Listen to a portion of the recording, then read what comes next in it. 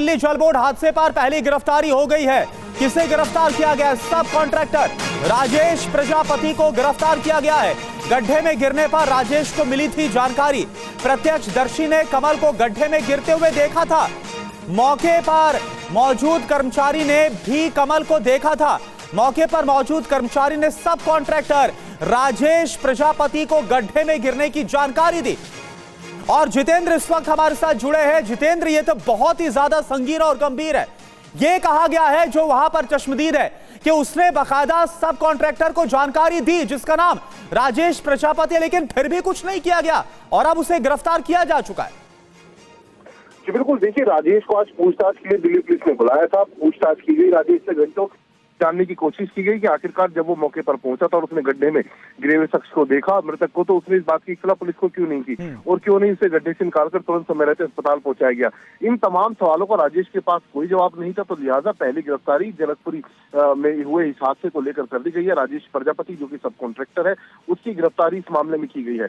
जिस वक्त ये हादसा हुआ उस दौरान एक परिवार वहां से गुजर रहा था घटनास्थल से। उसने शख्स को गड्ढे के अंदर गिरे हुए देखा बाइक समेत। उन्होंने तुरंत बराबर में जो टेंट लगा हुआ था कंस्ट्रक्शन साइट पर, वहां मौजूद कर्मचारियों को इसकी जानकारी दी। कर्मचारियों ने प्रजापति को बताया, जो कि सब कॉन्ट्रैक्टर था। वो मौके पर पहुंचा, लेकिन बावजूद इसके उसकी लापरवाही साफ तौर पर सामने आई।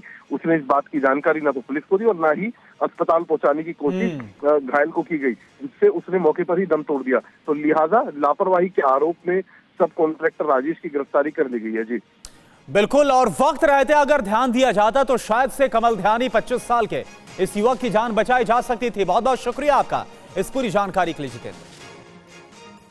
तो कमल ध्यानी दिल्ली के रोहिणी इलाके में एक निजी बैंक में वो काम करते थे। रोजाना की तरह परसों की रात 11 बजे भी वो दफ्तर से कैलाशपुरी में अपने घर की तरफ लौट रहा था।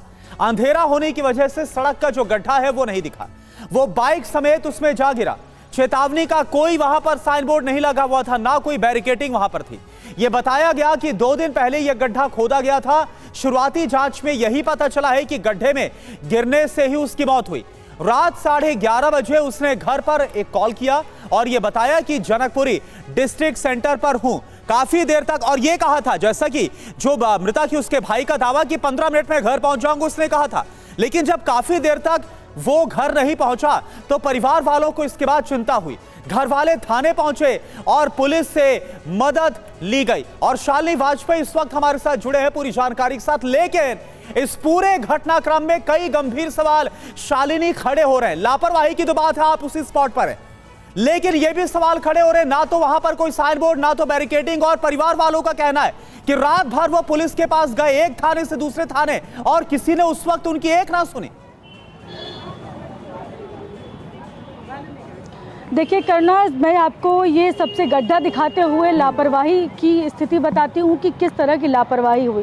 तो देख सकते हैं ये 4.5 मीटर गहरा गड्ढा है और ये 6 मीटर लंबा है। तो इसी गड्ढे में जो कमल जो है गिर जाता है और हर बार यही सवाल खड़ा होता है कि पूरा सिस्टम होता है और वो तुरंत काम क्यों नहीं करता है।